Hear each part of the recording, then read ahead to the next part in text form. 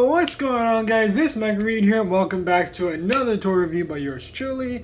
But before I begin this video, I just want to wish everybody a very happy 4th of July. I hope you guys are having fun shooting off fireworks, if they're, of course, legal in your area.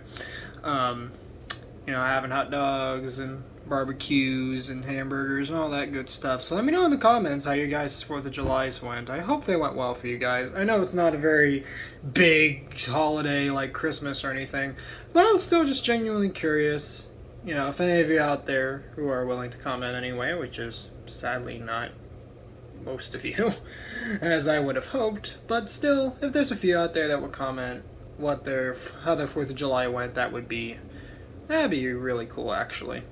Because that almost never happens these days.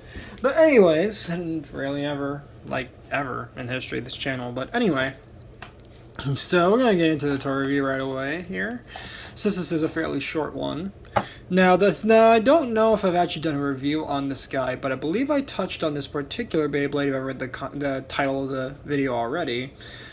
I think I lightly touched on him this particular Bey in my collection review, which I will be doing an update of probably at the end of this year, I'm thinking. Probably like around holiday time, I think I might do it.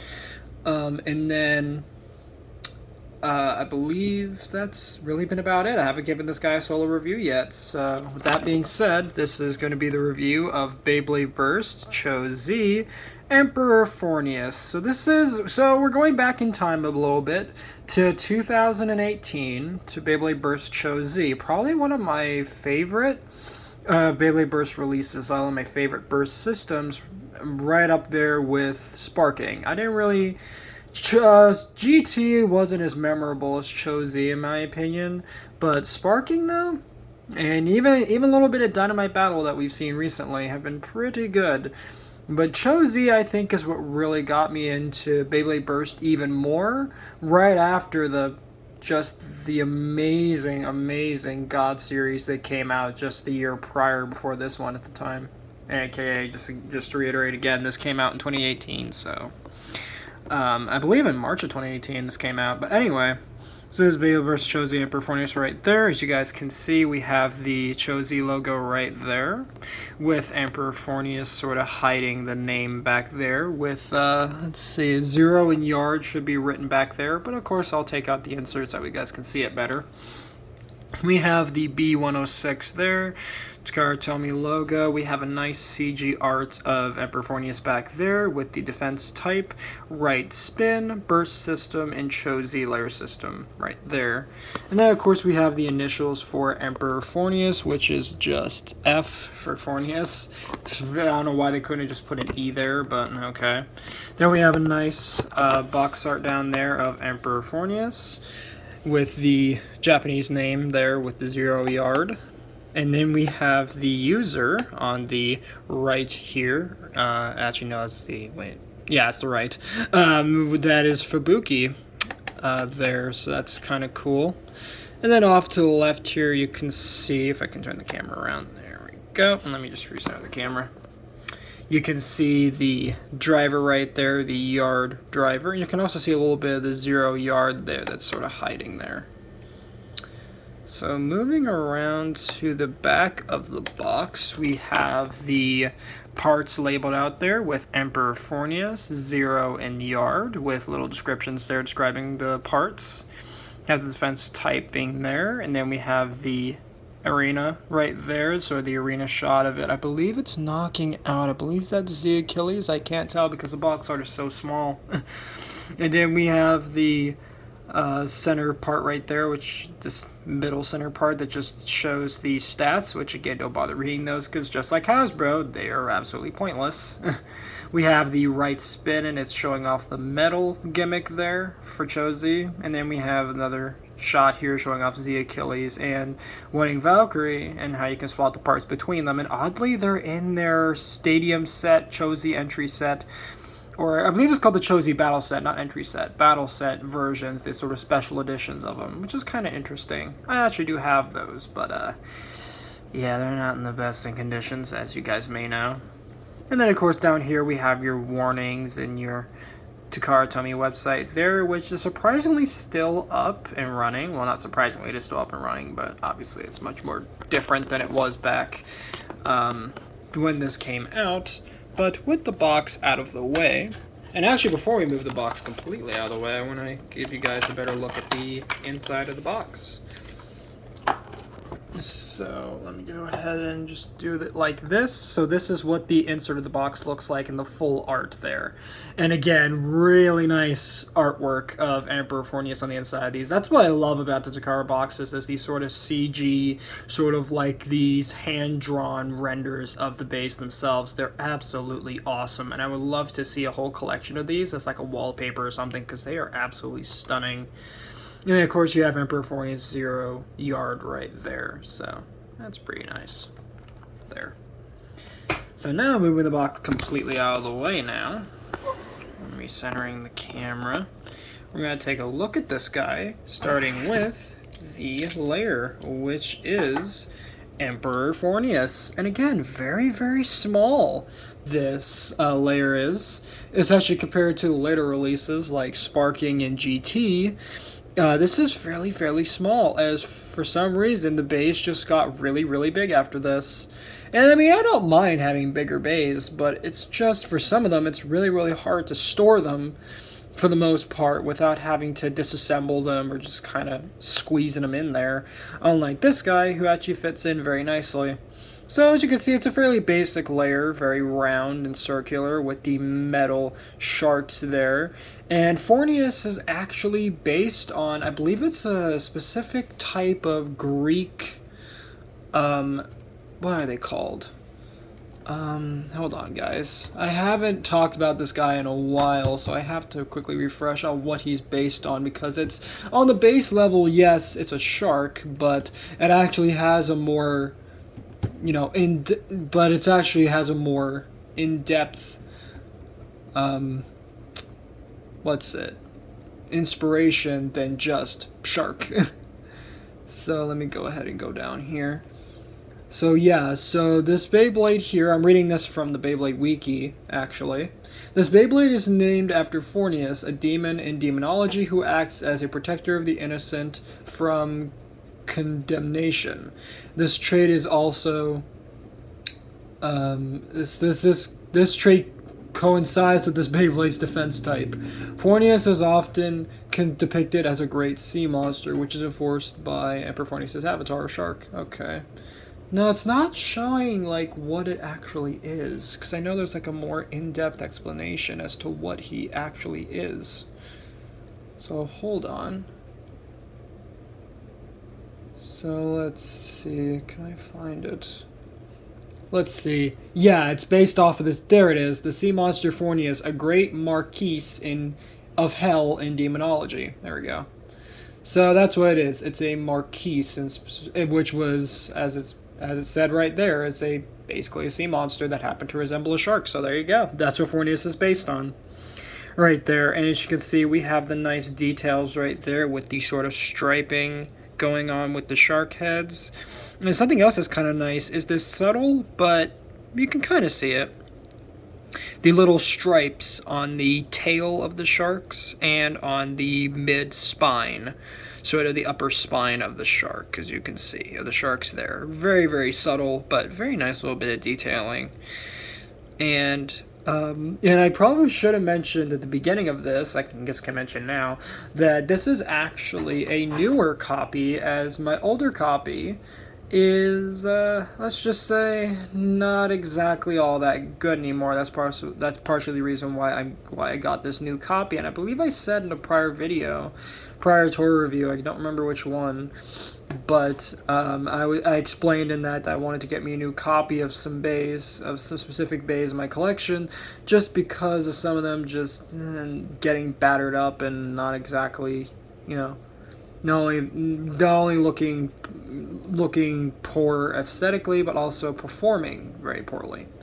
So here is that original version, my very first copy of Emperor Forneus, and you can see, yeah, my original copy is looking worse for wear, so again, that's why I got the new copy of it, so that way I can actually use this guy as this guy. Oh god, he is just not good at all anymore. So I don't know what exactly I might do with this guy. I might just put him in storage somewhere. I don't know, because I'm not going to be using him anymore since now I have this new copy.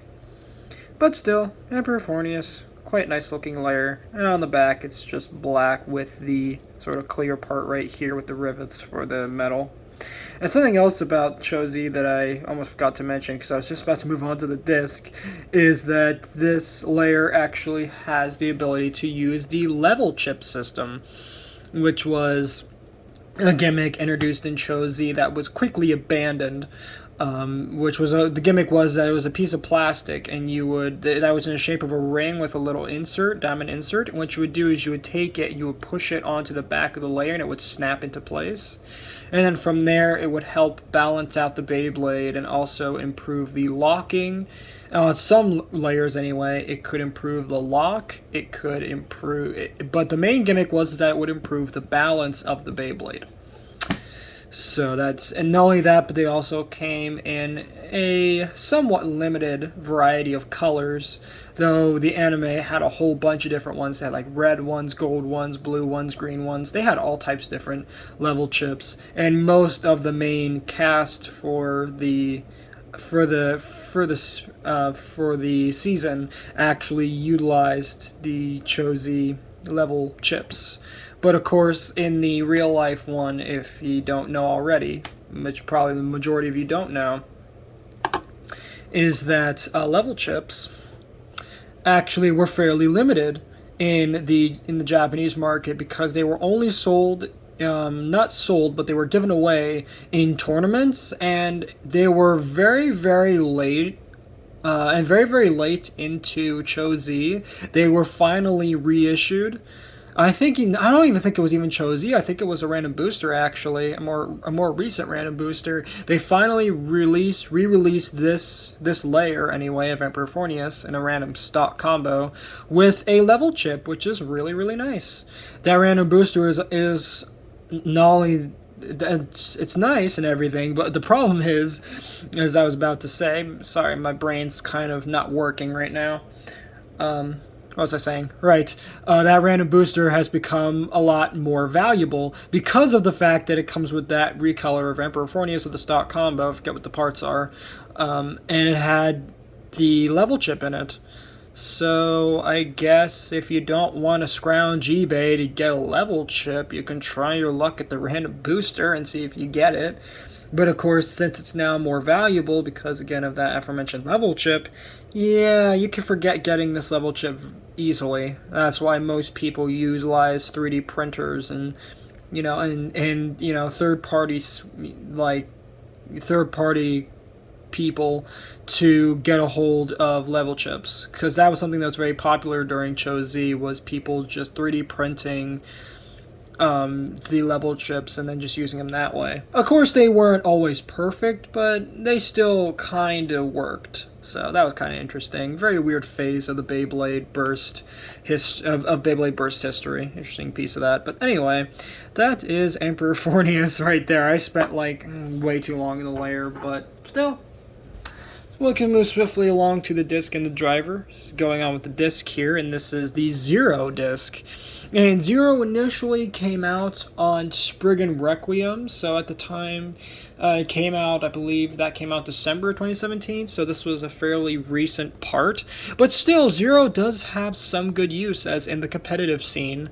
And for those who don't know, yes, Beyblade does have a competitive scene. There are tournaments, and people do win money and other prizes through them, and Hasbro does them as well, through their format of Beyblade Burst in the US. They're in the international releases. But anyway, so Zero, it's a pretty nice disc, has some nice weight distribution. That, and of course it came out with Spriggan Requiem, so it's nice to have another way to get Zero, even though nowadays Zero just comes out with everything, so there's really no excuse to not own the Zero disc at all. There's really no reason, unless you can't afford the Takara releases, because, import taxes and all that. It's not exactly fun, import prices and all that junk. Not only that, but, with the Hasbro Turbo version of Emperor Forneus now being discontinued, it's a little bit trickier to get a hold of it, but still, you can get a hold of this part pretty easily for the most part. So, there you go. That is the Zero disc. And then lastly, we get the driver, which is Yard. And Yard is kind of an interesting driver. It's fairly basic in that, well, it's green. That and the whole gimmick is very similar to drivers like Orbit and even as recent as Moment. As Moment has on Roar Bahamut, it's fairly similar to this. A little bit different, but the basic idea is fairly similar. In that, basically, it has a free spinning bit, in this case, a ball, and what it does is it rolls around, and it's supposed to help with balance, so that way the Beyblade stays upright at all times. Not only that, but this little green sort of disc bit that sort of sticks out also helps, so that way when it gets knocked over, it can sort of hit the plastic, and it will kind of rebalance itself back onto the main ball tip. So, kind of an interesting gimmick. So, once you put this bay all together, there you have your full combo of Emperor Forneus, Zero, Yard. And again, he is very, very tiny, this one. And this was one of the last of the smaller Beyblades to come out for Beyblade Burst before we got into GT, and the sizes just got ridiculous. So, well, even before that, Maximum Garuda from the God series was stupidly big, but that was his whole gimmick, is that he was the biggest Beyblade to be released at that time. Nowadays, he's been outclassed by pretty much everything in terms of size, like Air Knight in this season, later on in Cho-Z, and even as recent as like Hyperion Burn and Helios Volcano, those ones are just stupidly big. But anyway, for comparisons, let's go ahead and see if this guy will sit. Oh, there we go. Perfect. He's nice sitting upright now.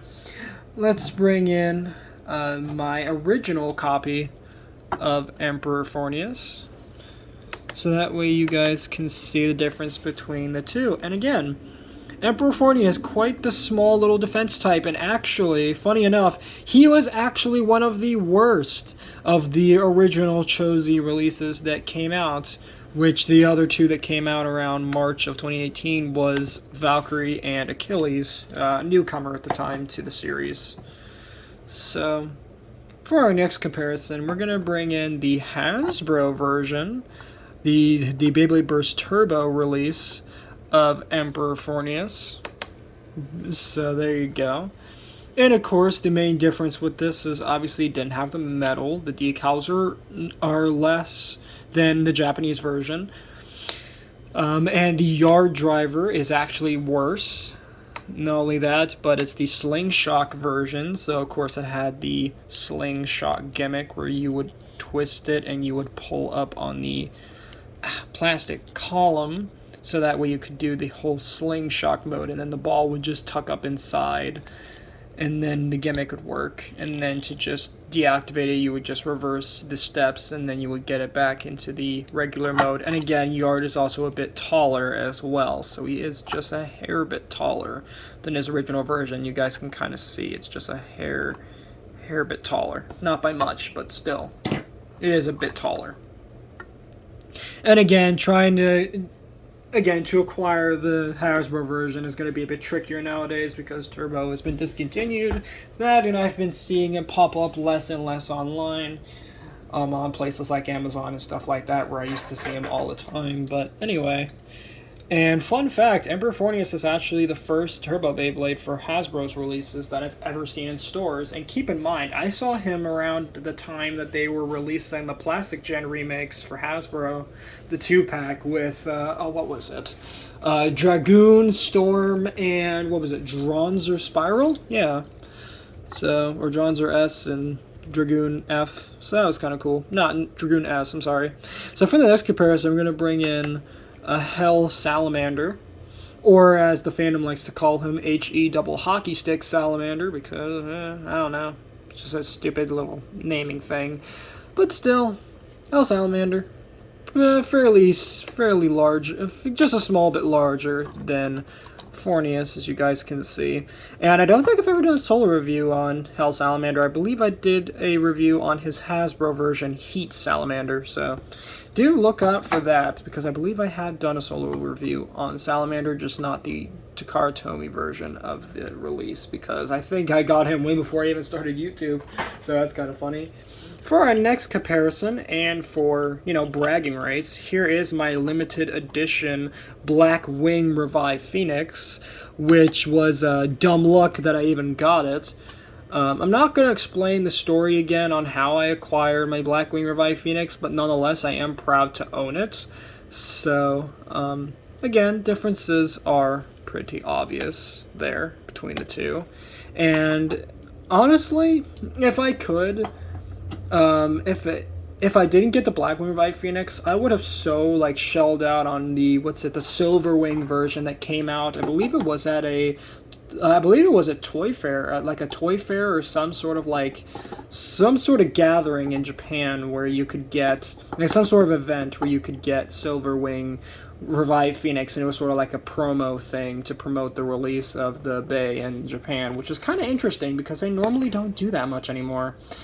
Do releases to promote new products like that, but Revive Phoenix was surprisingly was kind of a big deal for Beyblade at the time, because of the double bursting gimmick that it had, and not only that, but it was just they had recolors up the wazoo for it, and we even see it now in some random boosters. Sometimes we'll see it from time to time.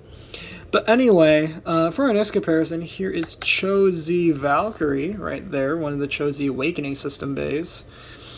All in all, very, very nice looking, these two. And, of course, Cho-Z Valkyrie. I've already stated in the past, he's one of my favorite Cho-Z Beyblades that ever came out for the season, as he just looks amazing. For our next comparison, let's bring in the other Cho-Z Awakening bays. Let's bring in Cho-Z Achilles. And this is my Takara Tomy version. This is not my Hasbro Pro Series version. But still, really, really nice looking, these two. And again, out of the three Cho-Z Awakening bays, this one is my second favorite, is Achilles. So, really, really like his design. And then for the last of the Cho-Z Awakening layer system bays, that being Cho-Z Spriggan, or in this case, since it's the Hasbro version, Turbo Spryzen. Really, really nice looking, this one. So, my only complaint is that because it's the Hasbro version, it doesn't have the metal. What else? It doesn't have the dash driver it came with, which was Zeta Dash. Surprisingly, it came with wall. And what else? Did it have rubber? No, I don't think it had rubber. That was Lord Spriggan in GT. So, I was incorrect about that. But anyway, let's move on to a couple of just random Beyblades from Cho-Z. In this case, we're going to do the... you know what? We're going to do a three-fer on this one. We're going to compare it to the other two bays that came out to kick off 2018's Cho-Z. So that would be Emperor Forneus, Winning Valkyrie, and Z Achilles. So now you can see all three of the original starters that kicked off the 2018 Beyblade Burst Cho-Z season. So really, really nice looking, these three. Again, very cohesive designs, and you can clearly tell their typings just by the colors alone. Blue for attack, green for defense, and red for balance type, which is different because Cho-Z was actually the first season to change up the typings for the first three releases. Because at this time, during the releases of seasons 1 and 2, they were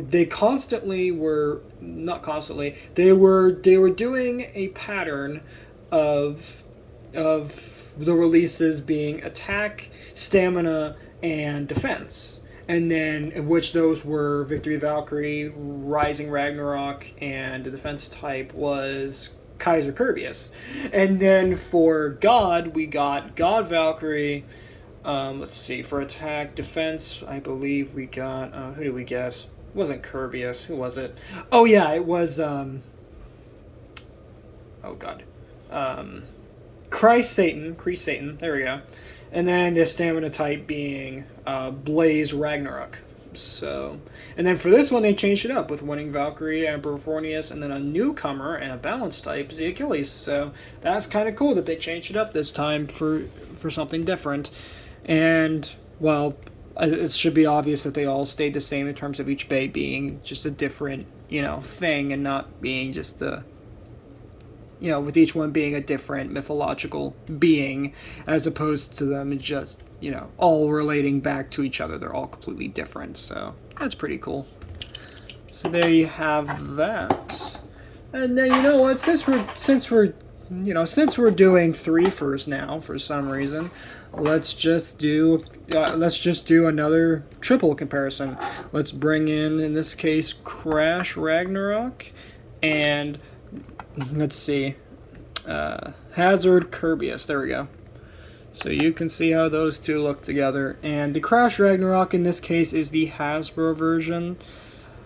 Crash Rock Devore. But still, I'm very surprised at just how similar in performance and in competitive use Crash Rock Devore is to its Japanese counterpart Crash Ragnarok. And Hazard Kirbyus, I've already touched on him in the collection review. He's not all that great. He's cool looking, but not that great in performance-wise. And then for our last threefer, let's bring in my Pro Series Orb Aegis, since I don't have the car version and I've already explained why. And then we'll bring in Dead Hades, also known as Dread Hades in the Hasbro release. But still, very, very nice looking, these three bays there. So let's go ahead and stop the turntable. Perfect timing. All right. And with that all being said, and with a very somewhat, oh god, and a very sloppy, so it's almost with a very, sloppily done review because my brain just decides not to speak properly today.